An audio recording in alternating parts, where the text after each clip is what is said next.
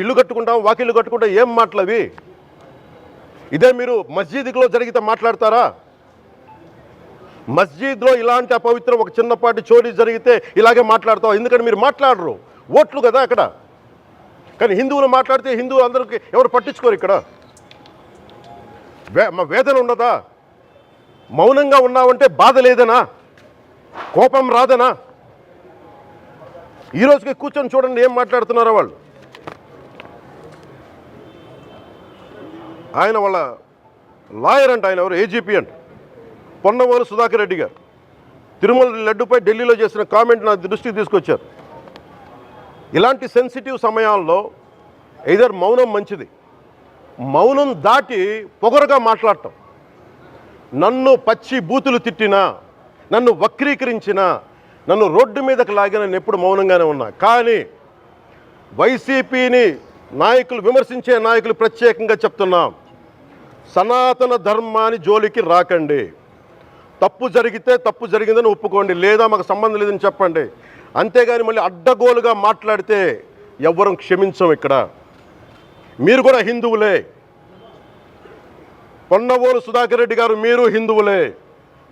నోటికొచ్చినట్టు మాట్లాడకండి. తమాషాలుగా ఉందా మీకు? సరదాలుగా ఉన్నాయా? మొన్న ప్రకాష్ రాజ్ గారు మాట్లాడారు నా మీద. అరే నేను మాట్లాడుతుంది ఒక హిందువులు అపవిత్రం గురించి మాట్లాడుతున్నాను. ఇందులో ప్రకాష్ రాజ్ గారికి సంబంధం ఏంటి? ఇందులో నేను ఇంకొక మతాన్ని నిందించానా? ఇస్లాంని నిందించానా? క్రిస్టియానిటీని నిందించానా? అపవిత్రం జరిగింది, ఇలా జరగకూడదు, ఫుడ్ అడల్టరేషన్ జరిగిందని మాట్లాడుతుంటే దీన్ని గోల చేయకూడదంట. అంటే తప్పు జరిగినప్పుడు మాట్లాడకూడదా? ఒక అపవిత్రం జరిగితే మాట్లాడకూడదా? దేవతా విగ్రహాలను శిరచ్ఛేదం చేస్తే మాట్లాడకూడదా? ఏం పిచ్చి పట్టింది ఒక్కొక్కళ్ళకి? ఎవరి కోసం మాట్లాడుతున్నారు మీరు? ప్రకాష్ రాజ్ కూడా చెప్తా ఉన్నాను, నాకు మీరంటే గౌరవం. I have extreme respect for you. కానీ when it comes to secularism, Prakash Raj garu, it is a two way, not one way. I have extreme respect for you, you know that. మీరు secularism is always two way, it is not one way. హిందువుల మీద దాడి జరిగినప్పుడల్లా వచ్చి మాట్లాడటం తప్ప, అన్య మతాల మీద జరిగితే నేను కూర్చొని ఇంతమంది కౌలు రైతులకు ఇచ్చాను, ఎంతమంది ముస్లిం ఇస్లాం రైతాంగానికి ఇచ్చాను నేను.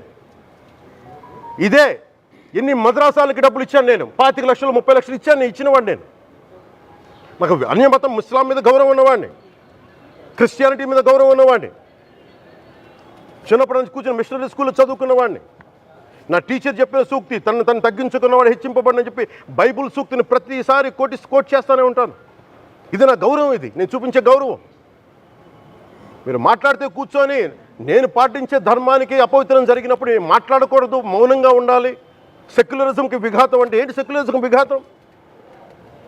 నా ఇంటి మీద దాడి జరిగినప్పుడు నేను మాట్లాడకూడదా? నా ఇల్లు 10 మందికి ఆశ్రయం ఇస్తుంది. నా సనాతన ధర్మం అన్ని ధర్మాలకి ఆశ్రయం అయితే దానికి దాడి జరిగినప్పుడు, దాని మీద అపవిత్రం జరిగినప్పుడు దానికి కూడా మాట్లాడకూడదంటే ఏం మాట్లాడాలి మీతోటి? ప్రకాష్ రాజ్ గారు, you have to learn your lessons. I respect you. It's not just Prakash Raj Garu, all the people who thinks in the name of secularism, you're going haywire. Let me tell you guys, we are extremely hurt. Don't make a mockery out of our sentiments. We are deeply, deeply hurt. It's not fun for you, maybe it might be fun for you. It is not fun for us. It's a deep anguish, deep pain. Don't you ever forget.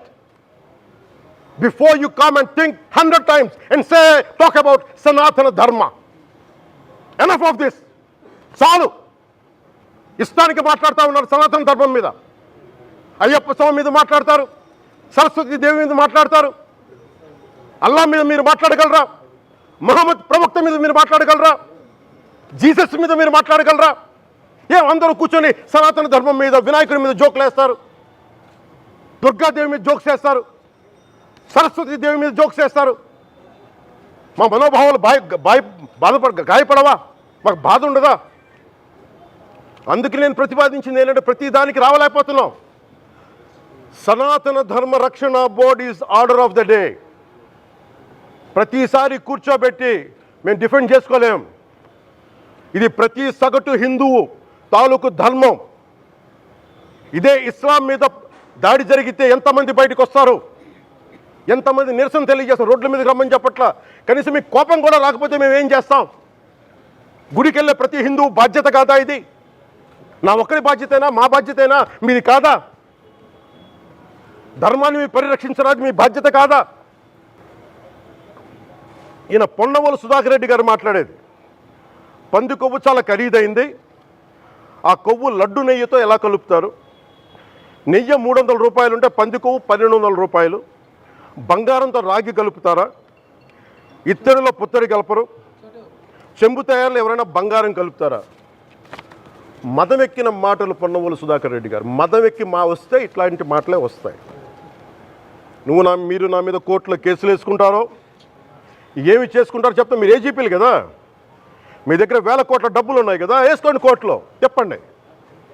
సనాతన ధర్మానికి నోటికొచ్చినట్టు మాట్లాడితే మిమ్మల్ని అందరినీ రోడ్ల మీదకి లాగుతాం, గుర్తుపెట్టుకోండి. తప్పు జరిగింది, ప్రాయశ్చితం చేసుకోండి, లేదంటే మౌనంగా మాట్లాడకుండా ఉండండి అంతే. మా మనోభావాలు ఇంకా రెచ్చగొట్టేలా మాట్లాడొద్దు. భూమన కరుణాకర్ రెడ్డి గారు మాట్లాడతాను నేను వెళ్ళి హై డ్రామా, రాజకీయ మనసు ఉన్న వాళ్ళు అత్యంత దారుణంగా ప్రవర్తిస్తున్నారండి. లడ్డు కలుషితమైంది అంటున్నారు. కల్తీ నెయ్యితో తప్పు చేసి ఉంటే సర్వనాశనం అయిపోతాం, రక్తం కక్కుని చచ్చిపోతాం. మీ నాశనం మొదలైంది. రెండోది అది భగవంతుడికి వదిలేస్తున్నాను. వైవి సుబ్బారెడ్డి గారు విచారణకి రావాలంటే రికార్డులు ఆయనకి ఇవ్వాలంట.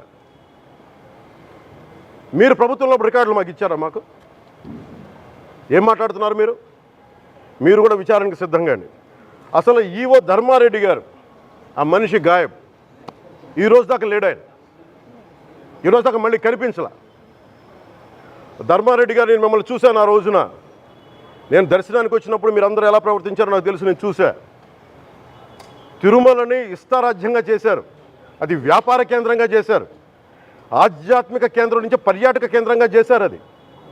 ఇదే మీరు మక్కాకి వెళ్తే ఇలాగే ప్రవర్తిస్తారా? మీరు ఒకసారి మక్కాను చూసి నేర్చుకోండి. ఇస్లాంని పాటించే ప్రతి ముస్లిం ఎంత పవిత్రంగా పాటిస్తాడో చూడండి. అక్కడ అథారిటీస్ని అడగండి. ఒక చిన్నపాటి మస్జిద్కి వెళ్తే ఎంత పవిత్రంగా చూసుకుంటారో చూడండి. ధర్మారెడ్డి గారు, మీరు హిందువులా? మీ ఇష్టానికి మీరు చేసేసుకుంటారా? మీ బిడ్డ చనిపోయాడు, చనిపోయిన కనీసం 11 రోజులు లోపలికి రాకూడదండి, ఈ లోపల వచ్చేస్తారా మీరు? మేము మర్చిపోయామనుకుంటున్నారా? ఆగమ శాస్త్రం చెప్పింది మీకు ఇదేనా? అంటే గవర్నమెంట్ ఉద్యోగులైతే ప్రభుత్వం మీ నియమిస్తే మీ ఇష్టానికి చేసేసుకుంటారా? మాకు బాధలు ఉండవనుకుంటున్నారా? ఇదే మీరు ఒక ఇస్లాంకి చేస్తే అపచారం జరిగితే మీరు ఏం చేస్తారు? బయట రోడ్ల మీదకి వచ్చి మీరు కూర్చోబెట్టి దాన్ని పొలిటికలైజ్ చేస్తారు. మీరు పొలిటికలైజ్ చేస్తారు. నేను నిజంగా చెప్తున్నా, జగన్మోహన్ గారు కూడా చెప్తున్నా, మీరే కనుక, నేనే కనుక సనాతన ధర్మం మీద పోరాటం చేయాలని నన్ను ఆపేవాళ్ళు ఎవరు లేరు ఈ దేశంలో, గుర్తుపెట్టుకోండి. నేను కనుక సనాతన ధర్మం కోసం నేను పోరాటం చేస్తే చచ్చిపోవడానికి సిద్ధం నేను. కానీ నేను అక్కడి దాకా తీసుకెళ్ళిన విషయాలు, దానికి నిదర్శనమే రామతీర్థాస్, రాముల వారి విగ్రహం శిరిచ్ఛేదం జరిగినప్పుడు ఒక్క మాట మాట్లాడకుండా చెప్పి కూర్చున్నాను. ఆ తెలివితేట లేక మీ ప్రభుత్వాన్ని కిందకి తీసుకొచ్చి అధాపాతాలను తొక్కిన మేము మాకు శక్తి లేదనుకుంటున్నావా? ఉండవనుకుంటున్నావా? కానీ మేము సమాజాన్ని కలిపి ఉంచాలని వ్యక్తులం తప్ప విడగొట్టాలని వ్యక్తులం కాదు మేము, గుర్తుపెట్టుకోండి. అలాగే ఈరోజు నుంచి ప్రజలందరికీ కూడా చెప్తున్నా, అన్ని మతాలని మేము గౌరవించేది ఈ నేల. ఒక జనసేన పార్టీ అని కాదు, తెలుగుదేశం పార్టీ అని కాదు. మీరు ఏ పార్టీలకు సంబంధించిన వైసీపీలో ఉన్న హిందువులందరూ ఏం చేస్తున్నారు? మీరందరూ పోటీ పడ్డారు కదా తిరుమలకి వెళ్ళటానికి. మీరు మర్చిపోయారా? ఇందులో ఈ పాపం మీకు కూడా వస్తుంది, ఈ పాపం మీకు కూడా తగులుద్ది. మీ మౌనం కూడా మొత్తం జాగ్రత్త, తరాలు నాశనం అయిపోతాయి. మీ మౌనం మంచిది కాదు.